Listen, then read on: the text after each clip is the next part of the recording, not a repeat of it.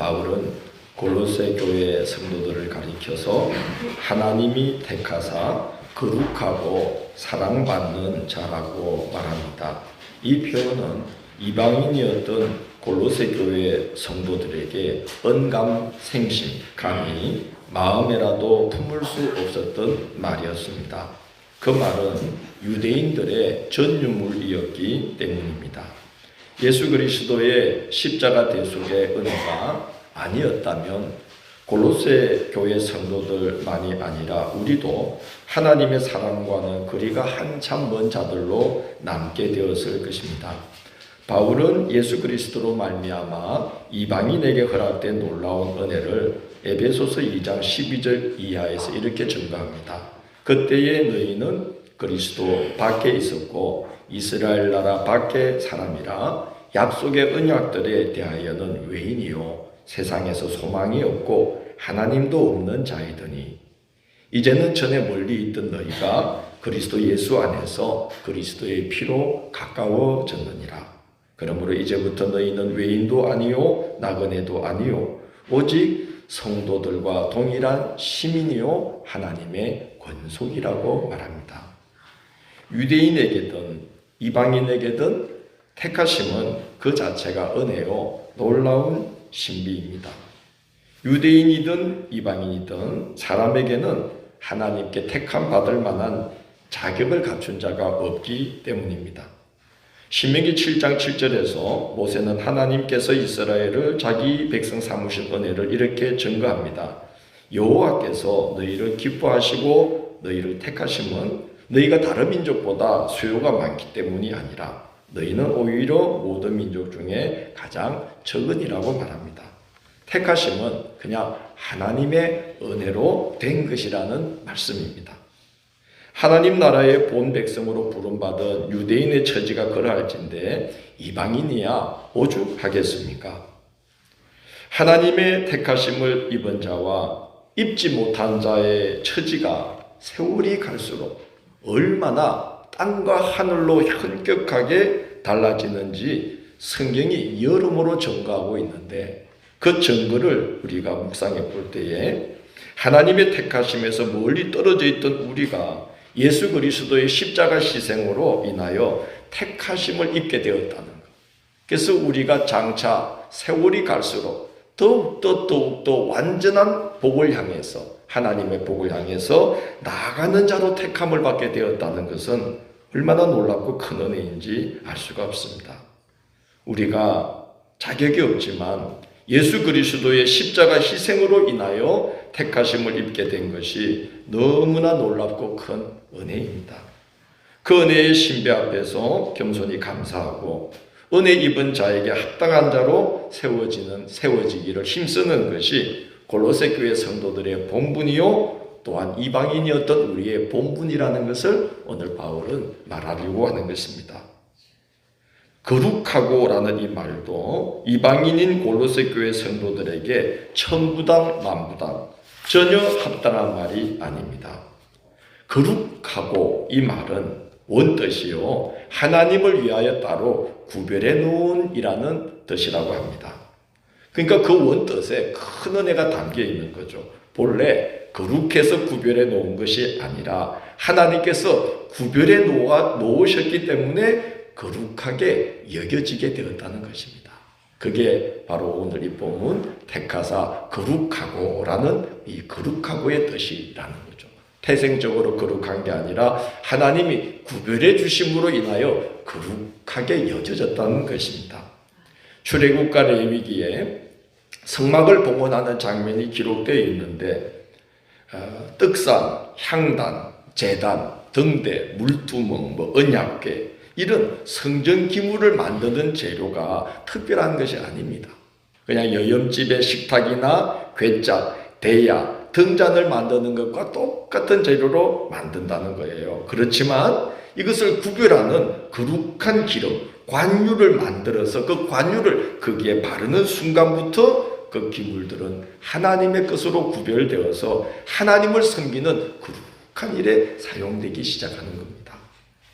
제사장으로 세워지는 자도 그 몸에 관유를 발라 하나님께 요제로 흔들어서 바치면 그때부터는 누구 아버지, 누구 아들, 누구 형제이기 이전에 하나님께 제사를 집례하는, 하나님께 드리는 제사를 집례하는 거룩한 제사장으로 구별되어 거룩한 일에 사용되게 되는 것입니다. 유대인 중에서도 레위 지파 중에서도 아론의 자손에게, 그 중에서도 기름 부음을 받은 자에게 허락된 은혜였는데, 우리는 그렇지 않지만 예수 그리스도의 십자가 대속의 은혜로 인하여서 이방인인 골로새 성도들이, 또 우리들이 거룩하게 구별되었다니 얼마나 놀라운 은혜인 것입니까? 관유를 발라도 거룩하게 구별되었다는데 우리는 예수 그리스도의 피로 적심을 받은 자들입니다. 그러니 그 그리스도의 피가 그 영혼에 떨어진 우리 그리스도인이야말로 얼마나 더 거룩하게 구별해 주시고, 얼마나 더 거룩하게 여겨 주시고, 얼마나 더 거룩한 일에 우리를 하나님께서 사용해 주시겠습니까?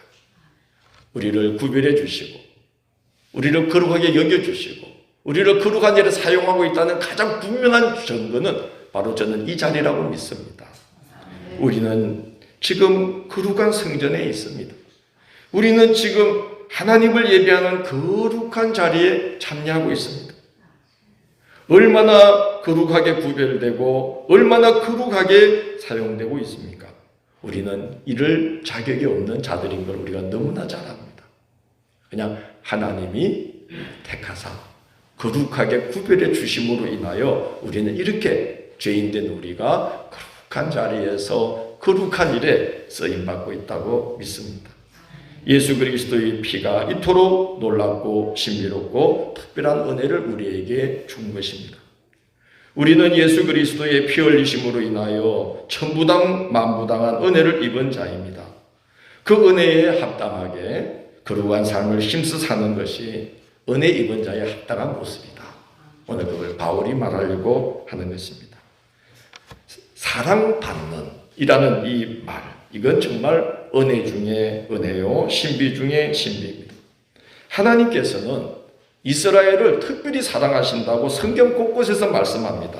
여호와께서 내 조상들을 사랑하신 고로 그 후손인 너를 택하시고 큰 권능으로 친히 인도하여 애굽에서 나오게 하시며 너희가 다른 민족보다 더 의롭기 때문이 아니요 여호와께서 다만 너희를 사랑하심으로 말미암아 내 하나님 여호와께서 너를 사랑하심으로 내 하나님 여호와께서 발람의 말을 듣지 아니하시고 내 하나님 여호와께서 그 저주를 변하여 복이 되게 하셨나니 이스라엘이여 너는 행복한 자로다. 하나님의 복을 너처럼 받은 자가 누구냐? 너는 하나님께 사랑받는 자로다. 성경을 보면 곳곳에서 하나님이 이스라엘을 사랑하고 계신다는 것을 곳곳에서 말씀합니다. 그러나 놀랍게도 왜 그들을 특별히 사랑하시는지 그 이유는 잘 기록되어 있지 않아요. 왜냐? 사람에게는 특별히 사랑받을 이유가 없기 때문이 아니겠습니까? 택해 주시고 그냥 구별해 주시고 사랑해 주시는 이것은 그냥 하나님의 선물이요 하나님의 은혜이기 때문입니다. 유대인이 그렇다면은 이방인이 골로새 성도들이야 또 우리들이야 오죽하겠습니까? 사랑받을 만한 특별한 이유나 자격은 없지만 예수 그리스도로 말미암아 하나님께서 우리를 택해 주시고 거룩하게 구별해 주시고 또 우리를 한없이 사랑하신다니 참으로 놀라운 은혜요 신비라는 생각이 듭니다. 그 사랑을 힘입은 자라는 사실을 우리가 꼭 알아야 되고 그래서 그 사랑으로 살아가기에 힘쓰는 것만이 하나님께 사랑받는 자의 합당한 본분이라는 것입니다. 지난주일 말씀에서는 바울이 그러므로 이방인인 너희가 하나님께 특별히 택함받고 구별되고 사랑받는 자가 되었으므로 이제는 옛사람에 속한 것은 어떻게 하고 죽이고 그리고 그 부끄럽고 누추했던 행위들은 어떻게 하고 벗어버리고 그렇게 새 사람을 입으라고 권고했습니다. 옛사람에게 속한 바 모든 탐심과 분함과 노여움과 악의와 비방과 부끄럽고 누추한 말과 거짓말은 내던져 버리고 예수 그리스도로 옷 입은 자가 되라고 하셨어요. 예수 그리스도로 옷 입는 것이 이제 무엇인가? 그 은혜를 입은 자에 합당한 그 삶은 어떠해야 하는가? 그걸 오늘 바울이 오늘 본문에서 제시를 하고 있는 것입니다. 무엇보다도 예수 그리스도의 성품을 덧입으라. 예수 그리스도로 옷 입으라고 말하고 있습니다. 긍휼, 자비, 겸손, 온유, 오래 참음을 옷 입고라고 말합니다. 이 거룩한 성품은 그리스도께서 나타내신 하나님의 성품입니다. 그래서 많은 이제 주석가들은 이 5가지를 그리스도인의 5대 덕목이다 라고 말합니다. 뭐가 있죠? 긍휼, 자비, 겸손, 온유, 오래 참음. 긍휼은 뭘까요?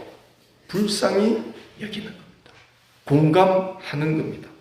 그런데 놀랍게도 이 당시 고대 사회에는 긍휼에 대해 무지하거나 매우 인색했어요. 그래서 장애인, 병자, 노인, 아이들, 부녀자들, 또한 삶의 하자가 생긴 자들은 업신여기고 심지어 하나님께 저주받은 자로 여겨서 멸시하고 부정하게 여겼습니다.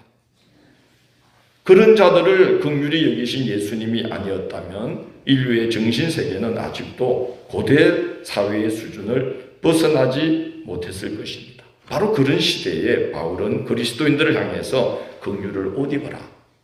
예수 그리스도의 긍휼하심을 본받으라고 권고하고 있습니다. 자비를 말하고 있습니다. 자비는 인자하게 대할 자격이 없는 자를 인자하게 친절히 대하는 것을 말합니다. 자, 우리는 그러면 왜 자비를 행해야 될까요? 우리 자신이 하나님께 그런 자비를 받은 자이기 때문입니다. 자비는 인자하게 대할 자격이 없는 자를 인자하게 친절히 대하는 것입니다. 하나님이 우리 같은 죄인에게 자비를 베푸셨기 때문에 친절을 베풀 자격이 없는 자를 하나님이 인자하게 친절하게 대해주신 덕분에 우리가 지금 이 자리에 있는 줄로 믿습니다. 그러므로 우리도 자비를 베풀어야 되는 겁니다. 겸손을 말합니다. 겸손은 하나님과 사람 앞에서 자기를 낮추는 것입니다. 우리가 꼭 기억해야 될 것은 하나님의 은혜와 복이 또한 이 겸손을 통해서 온다는 거예요. 하나님의 은혜와 복은 겸손이라는 잔이 준비될 때 채워진다고 합니다. 한번 같이 해볼까요? 하나님의 은혜와 복은 겸손이라는 잔이 준비될 때 채워진다. 예, 야고보서 4장 6절은 이렇게 증거합니다. 그러나 더욱 큰 은혜를 주시나니 그러므로 일렀으되 하나님이 교만한 자를 물리치시고 겸손한 자에게 은혜를 주신다 하였느니라. 그래서 우리는 다른 어떤 덕목보다도 정말 이 겸손의 덕목을 준비하는 자들이 되어야만 해요. 그래야 하나님의 은혜가 더 우리와 함께하고 하나님의 복이 담겨있는 자들로 복된 그릇으로 우리가 살아갈 수 있는 것입니다. 온유를 뜻하는 말은 프라우스라는 말인데요. 이것은 제단에 바쳐진 제물을 가리킬 때도 프라우스, 온유라고 했습니다. 제물은 어떻습니까? 자기 본래의 형태가 있습니까? 여러분 제단에 제물을 올릴 때 어떻게 올리죠? 레위기를 보면 염소나 양의 뿔을 잘라요. 이 들이받던 뿔을 탁 자르고 지 마음대로 다리는 다리를 어떻게 해요? 잘라내요. 그리고 속에 더러운 내장을 어떻게 해요? 다 싹 긁어내요. 가죽을 어떻게 해요? 싹 다 벗겨서 원래 형체는 하나도 없이 다 다져서 각을 뜨고 다져서 딱 정갈한 모습으로 제단에 올려지는 것이 제물입니다. 바로 온유하다는 것, 프라우스가 제물과 같은 뜻으로 같은 단어를 사용했다는 것은 바로 우리가 이렇게 제단에 올려진 제물처럼 죽일 것은 죽이고 벗어버릴 것은 내던져버린 모습으로 하나님 앞에 서고 하나님 앞에 살아가는 그 모습이 뭐라는 거죠? 온유함이라는 거예요. 그냥 성격이 부드럽고 이것이 온유가 아니라 하나님 앞에 자기의 죽여야 될 것 죽이고 벗어버려야 될 것 벗어버리고 제물처럼 하나님 앞에 서서 살아가는 그런 준비된 영혼이 바로 온유합니다. 우리 함양제일교회는 온유함을 갖춘 교회가 되고 온유함을 향해서 성장해 나가는 우리 모두가 되기를 부탁합니다. 오래 참음은 우리가 너무나 잘 알지 않습니까? 그리스도의 사랑이 바로 오래 참음입니다. 사랑은 오래 참고 사랑은 모든 것을 바라며 모든 것을 견디느니라고 했습니다. 판단과 심판을 하나님께 맡기고 악을 선으로 갚고자 할 때 오래 참음이 실천될 수가 있습니다. 예수님은 하늘보다를 버리시고 낮고 천한 땅으로 몸을 입고 오셔서 죄와 사망 가운데 신음하는 우리 인간들을 구원하시려고 십자가에 모진 고통과 또 무지하고 악한 자들의 비방과 모욕과 박해를 묵묵히 참아내셨습니다. 그 여정에서 이 땅으로 오심으로부터 십자가에 오르는 그 모든 여정에서 주님이 우리에게 나타내신 것이 바로 이 5대 덕이죠. 뭡니까? 긍휼과 자비와 겸손과 온유와 오래 참음의 덕을 나타내셨습니다. 뭐 편안한 중에 나타낸 거 아닙니다. 너무나 고통스러운 여정을 이 땅에 몸을 입고 오신 성육신의 순간부터 십자가에 달려서 사명을 감당하는 그 모든 전 여정이 이루 말할 수 없는 고통과 감당할 수 없는 힘든 여정이었지만 놀랍게도 그 여정을 통해서 주님이 우리에게 나타내신 게 긍휼, 자비, 겸손, 온유, 오래 참음의 덕을 나타내셨다는 겁니다. 우리도 마찬가지일 것입니다. 이 그리스도인의 5대 덕목은 편안하고 힘들 것이 없는 가운데 드러나는 신앙의 미덕이 아닙니다. 힘든 상황에 처했을 때, 그죠? 긍휼을 베풀기 힘든 상황에 처했을 때 뭐가 나타나는 거죠? 긍휼이. 자비를 베풀기 어려운 사람 앞에서 그리스도인은 뭐가 나타나는 거죠? 자비가. 참을 수 없는 가운데 그리스도인은 뭐가 나타나는 거죠? 오래 참. 나타나는 것입니다. 무슨 말입니까? 그가 진정 그리스도 예수를 구주로 모시고 사는 자인지 아닌지가 그런 상황들을 통해서 드러나게 된다는 것입니다. 편안하고 쉬운 때는 드러나지 않습니다.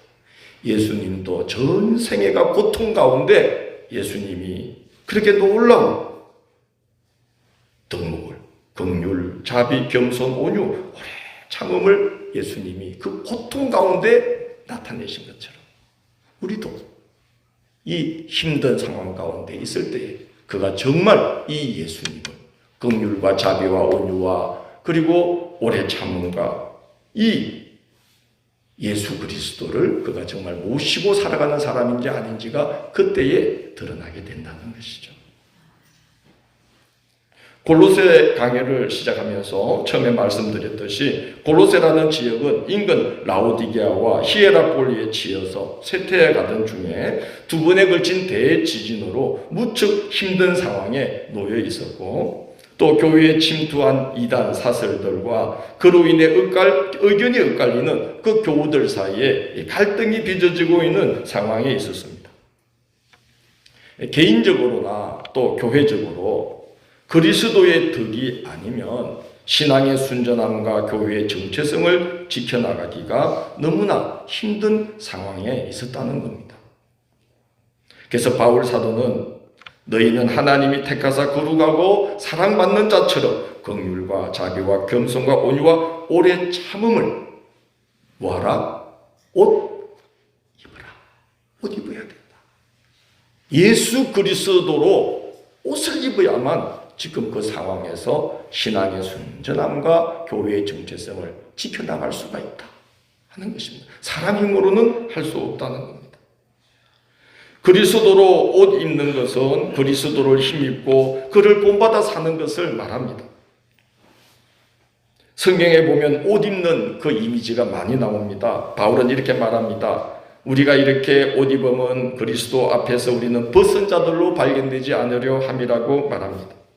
요한계시록 3장 17절에서는 심판주로 오실 예수께서 라오디게아 교회를 향해서 경고하기를 너희가 말하기를 우리는 부유하여 부족한 것이 없다고 자부하나 내 곤고한 것과 가련한 것과 눈먼 것과 벌거벗은 것을 알지 못하고 있도다 라고 말하면서 흰옷을 사서 벌거벗은 수치를 보이지 않게 하라. 옷 입은 자가 되어라고 경고합니다. 요한계시록 19장을 보면 예수께서 신랑으로 천국 잔치를 여실 때에 어떤 성도가 그리스도의 신부로 초대를 받아서 그분 곁에 서게 될 것인지를 이렇게 전가하고 있습니다. 우리가 즐거워하고 크게 기뻐하며 그에게 영광을 돌리세. 어린 양의 혼인 기약이 이르렀고 그의 아내가 자신을 준비하였으므로 그에게 빛나고 깨끗한 세마포 옷을 입도록 허락하셨으니 이 세마포 옷은 성도들의 옳은 행실이라 하더라. 천사가 내게 말하기를 기록하라. 어린 양의 혼인잔치에 청함을 받은 자들은 복이 있도다. 그리고 그 세마포 옷이 무엇인지를 증거하기를 이는 큰 환난에서 나오는 자들인데 어린 양의 피에 그 옷을 씻어 희게 하였느니라 기록하고 있습니다. 옷을 준비하고 예수 그리스도로 옷 입은 자들로 발견되어야만 한다는 것이죠. 신앙이 좋다고 생각을 했는데 우리가 환난 가운데 우리에게서 드러나는 것이 긍휼, 자비, 오래 참음, 온유 이런 것이 아니고 정반대의 것이라면 그 벌거벗은 모습으로 나타나게 되는 거라는 거죠. 우리 주님 앞에 섰을 때에 예수 그리스도로 옷 입은 자들로 서로를 바라볼 수 있게 되기를 축원합니다. 저 사람 믿음이 좋은 줄 알았더니 벌거벗은 채 살았구나. 예수 그리스도의 옷이 준비되지 않았구나. 그렇게 우리가 모습을 보게 된다면 얼마나 안타까운 일이겠습니까? 기회가 없는 그 마지막 순간에 그렇게 발견된다는 것은 안타까운 일이에요. 어린 양의 피로 옷을 희게 씻은 자들이 그리스도의 신부가 된다. 뭡니까? 죽이고 벗어버려야 할 것, 옛사람, 옛성품, 예수 그리스도 십자가에 못 박아서 그런 것들이 다시는 우리를 주장하지 못하게 하고 예수 그리스도의 긍휼과 자비와 겸손과 온유와 오래 참음을 힘입어서 어린 양의 피로 희게 씻음 받은 천국의 세마포 옷을 입도록 그리스도께서 우리를 주장하게 살아야 된다는 거죠. 그게 예수 그리스도로 옷 입는다는 거예요. 함께 합시다. 죽일 건 죽이고, 벗어버릴 것은 벗어버리고, 그게 새 옷을 준비하는 겁니다. 옛 사람에게 속한 것 죽이고, 그런 누추하고 더러운 것들은 다 벗어버리고 이제 우리가 예수 그리스도로 새 옷을 입는 자들이 되어야만 한다는 것이죠. 그래야 그리스도의 신부가 되는데 그렇게 하려면 너희 힘으로 되는 것이 아니니 그리스도가 너희를 주장하게 하라고 말씀합니다. 그렇습니다. 예수 그리스도로 옷 입는 것은 예수 그리스도가 우리를 주장하게 하는 삶을 사는 것입니다. 13절을 보면 그렇게 말씀하고 있지 않습니까? 누가 누구에게 불만이 있거든 서로 용납하며 피차 뭐하되 용서하되. 여러분, 바울은 지금 누군가에게 무엇인가에 불만이 있을 때에 사람으로서는 절대로 할 수 없는 것, 정말 하기 힘든 것을 권고하고 있어요. 여러분 생각해 보십시오. 우리가 누군가에게 어떤 일에 불만이 있을 때에 여러분 어떻게 하게 됩니까? 속에서부터 막 올라오죠. 그게 어디까지 올라와요? 목금까지 올라와가지고 이 말을 그냥 탁 내뱉지 않으면 어떻게 될 것 같아요? 죽을 것 같아, 답답해서. 사람 힘으로는 못해요. 누가 누군가에게 불만이 있거나 어떤 일에 불만이 있을 때에 서로 용납하여 피차 용서하되. 말은 좋죠. 말하긴 쉽죠. 듣기 좋죠. 실천하려고 그러면 쉬워요, 어려워요? 어려워요. 그래서 그리스도가 우리를 주장하게 하지 않으면 못한다는 거예요. 그런 상황이 있었을 때에 그리스도가 우리를 주장하도록 우리를 주님께 내어드리지 않으면 사탄이요 우리 속에서 온갖 청구서를 다 내밀어요. 화낼만 하지 않니? 화내. 비방할 만 하지 않니? 비방해. 당연하지. 그러면서 청구서를 자꾸 내민단 말이에요. 그래서 누가 우리를 주장하도록? 십자가의 그리스도 예수께서 우리를 주장하도록. 우리를 내어드리지 않으면 감당할 수가 없어요. 오늘 본문에서 바울이 말하고 있는 이 불만, 누가 누구에게 불만이 있거든. 이 불만은 교회 생활 중에 생길 수 있는 비방거리, 불평거리, 책망받을 만한 실수들을 가리킵니다. 그런데 바울은 그런 상황들을 용납하라고 당부하고 있어요. 용납에 해당하는 이 아네코마이라는 말은 세 가지 뜻이 있습니다. 받아들이다, 견디다, 지지하다라는 세 가지 뜻으로 사용되었던 말이에요. 바울은 로마서 15장 7절에서 이 말을 이미 사용한 적이 있습니다. 그리스도 예수께서 우리를 받아 하나님께 영광을 돌리심과 같이 너희도 서로 어떻게 하라? 받으라. 다시 말씀드릴게요. 그리스도께서 우리를 받아 아네코마이, 용납하여 하나님께 영광을 돌리심과 같이 너희도 서로 어떻게 하라? 받아라. 아네코마이, 용납하라. 주님이 우리를 받으심과 같이 너희도 서로 어떻게 하라? 들이받으라? 어떻게 하라? 받아라. 아네코마이, 받아들이고 그를 견디고 끝까지 지지해 주라. 그게 뭐라는 거예요? 용납함이라는 거예요.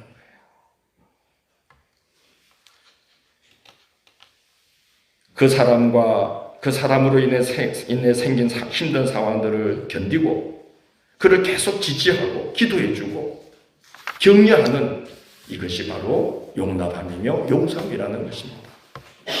우리로서는 할 수 없습니다. 나 같은 죄인을 용납하셔서 우리를 견뎌주시고 우리를 향한 지지를 철회하지 않으시고 성령으로 끝까지 인도하시도록 우리를 위해서 지금도 간구하신 이 예수님을 의지하고 그분께 우리를 맡기면서 도와주세요. 내 힘으로는 할 수 없습니다. 주님 도와주세요. 그렇게 기도하면서 그리스도께서 우리를 주장하도록 우리를 맡기지 않고서는 용납과 용서는 불가능한 것입니다. 예수님이 1만 달란트 탕감받은 자 이야기를 하지 않습니까? 이 사람이 1만 달란트의 빚을 탕감받았어요. 이 사람이 평생을 한 푼도 쓰지 않고 20억 년을 모아야 1만 달란트를 모읍니다. 놀라지를 않으시는구나. 20억 년요. 20만 년이니까 20억 년이에요. 제가 주석을 정확히 못 봤는데. 근데 자기한테 100데나리온, 당시 노동자 한 명의 일당이 101데나리온이니까 한 100일만 모으면 되는 이거를 자기한테 안 갚았다고 탕감을 받고 나오는 길에 멱살을 잡고 옥에 쳐넣고 그러다가 탕감해 주신 분한테 크게 진노를 사서 영불, 나올 수 없는 옥에 갇히게 되는 이야기를 해 주십니다. 무슨 말입니까? 용서할 줄 모르는 자, 용납하지 못하는 자는 하나님께도 용납되지 않으면 용서받을 수 없다는 말씀을 하시는 거예요.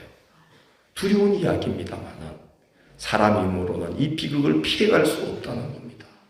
왜냐? 용납하기 어려우니까요. 사람 힘으로는. 사람 힘으로는 용서하기가 쉬워요, 어려워요? 어려우니까요. 그래서 그리스도가 우리를 주장하게 해야 돼요. 야, 이거 용서하지 않으면 내가 영벌에 들어가는구나.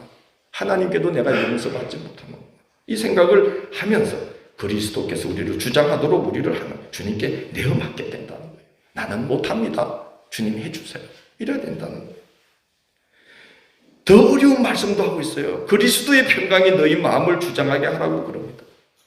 여러분, 우리 마음 하나도 평강이 주장할 수 없는 게 사람입니다.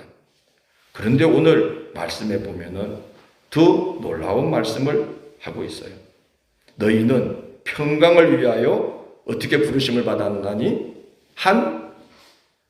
성경을 보십시오. 너희는 평강을 위하여 어떻게 부르심을 받았느니? 한 몸으로 부르심을 받았나. 그리스도의 평강이 너희 한 사람의 영혼을 주장하게 할 뿐만 아니라 그 평강을 위하여 너희는 한 몸으로 부르심을 받았다는 것을 알고 교회 공동체가 그리스도의 평강으로 한 몸을 이룰 수 있도록 너의 성질, 너의 기질, 너의 성격, 너의 주장, 너의 입장을 그리스도 예수께 내어드려서 그가 너를 주장하게 하라는 말씀이에요. 그래서 너희가 평강으로 한 몸을 이루도록 부름받았다는 그런 사실을 이 교회를 통해서 드러내라는 거예요. 할 수 있을까요? 없을까요? 못합니다. 왜? 내 한 영혼도 그리스도의 평강 가운데 거하기가 어려운 게 사람의 영혼인데, 우리가 교회가 한 몸으로 평강을 이루어 한 몸을 이루도록 나를 내어드린다는 것은 사람 힘으로는 절대로 불가능한 일입니다. 내 성질대로 하게 되어 있습니다. 내 기질대로 하게 되어 있습니다. 내 입장을 주장하게 되어 있습니다. 그래서 한 몸을 깨뜨릴 수밖에 없는 게 사람입니다. 그리스도의 평강이 우리를 주장하게 할 뿐만 아니라 너희는 평강으로 한 몸을 이루도록 부르심을 받았다. 얼마나 어려운 일입니까? 못합니다, 우리는. 사람의 힘과 결단으로는 할 수 없습니다. 그리스도께서 우리를 주장하시도록 우리 자신을 그분께 내어드리는 길밖에는 없습니다. 우리는 못합니다. 늘 고백해야 됩니다. 할 수 있습니까? 대답해 보세요. 우리는 할 수 있습니까? 못합니다. 누가 우리를 주장하게 내어드려야 됩니까? 그리스도께서 우리를 주장하시도록 십자가에서 하나님의 뜻을 받들어 우리를 다 한 몸이 되게 하려고 자기를 죽여버리신, 제물처럼 프라우스, 제물처럼 온유하게 하나님 앞에 자기를 제물처럼 바쳐버리신 이 예수 그리스도께서 우리를 붙들어 주셔야 된다는 거예요. 그러지 않으면 못한다는 거예요. 내 자신도 평강 가운데 못 가는데 어떻게 교회가 평강으로 한 몸을 이루도록 나를 내어줍니까? 못합니다. 내 주장대로 하게 돼 있어요. 내 기질대로 하게 돼 있어요. 내 성질대로 하게 돼 있어요. 한 몸을 깨뜨릴 수밖에 없게 돼 있어요, 사람은. 놀랍게도 초창기 교회에 대한 기록을 보면 초대교회는 그 힘든 일이 정말 실천되었다는 거예요. 폴린이라는 로마의 총독이 초대교회 교인들을 보고 신기해서 황제에게 보고한 기록물이 있어요. 황제여, 이 크리스찬들은 그리스도라는 자를 하나님으로 찬미하는 노래를 부릅니다.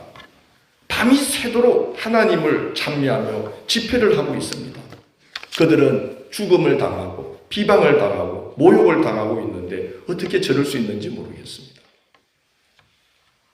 박해가 극심하여 남녀노소 불문하고 예수 믿는다는 이유 하나만으로도 입에 담을 수 없는 심한 모욕, 학대, 기괴한 방법으로 살육을 당했던 초창기 그리스도인입니다. 그런데 그들은 자신들을 사지로 몰아넣는 박해자들을 원망하지 않고, 그리고 세상에서 소망이 다 끊겼어요. 그들은 더 이상 살 수가 없는, 사회생활을 할 수 없는 그런 소외된 가운데 그들은 원망하지도 않고 절망하지도 않고 밤이 새도록 찬송과 기도와 찬미로 하나님께 영광과 감사를 돌리는 집회를 하고 있었다는 겁니다.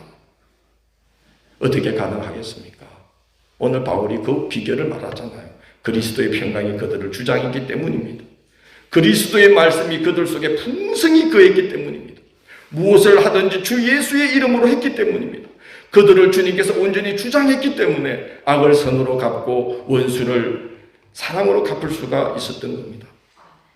여러분, 우리 시대는 박해는 없지만 그때보다 신앙을 지키기가 심히 어려운 시대를 살아가고 있습니다. 예전에 교회에서 한두 번 일어나던 어려운 일들이 요즘 교회들에서 비일비재하게 일어난대요. 예전에 1년에 어쩌다가 한두 명 넘어지던 그 실족하던 일들이 지금 한국 교회에 비일비재하게 일어나고 있다는 겁니다. 신앙의 열심을 앗아가고 신앙의 이유와 의미를 상실하게 만드는 시대적 조류와 분위기 속에 살고 있습니다. 예수님이 그랬습니다. 얘들아, 사탄이 너희들을 뭐하듯 하고 있나니?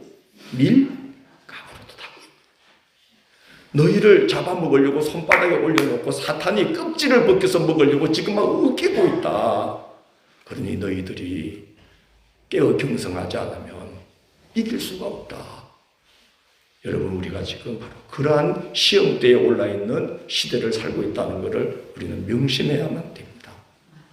그리스도께서 여러분을 주장하도록 끊임없이 내어드리시고 그리스도의 말씀이 여러분 속에 충만히 거하도록 말씀 가운데 살아가시고 하나님이 택하사 거룩하고 사랑받는 자들로 불러주신 그 은혜를 잊지 말고 그 은혜에 합당한 자들로 세워지기를 힘써 신앙의 걸음을 내딛는 하루하루가 되시기를 주의 이름으로 부탁드립니다.